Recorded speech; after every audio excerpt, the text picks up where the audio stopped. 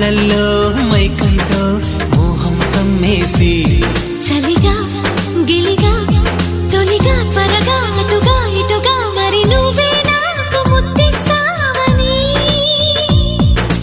తడివేదాలు ముద్దిస్తావని నమ్మడానికి ఎంత బాగుందో నీకోసం రెక్కల గుర్రం ఎక్కి వస్తానని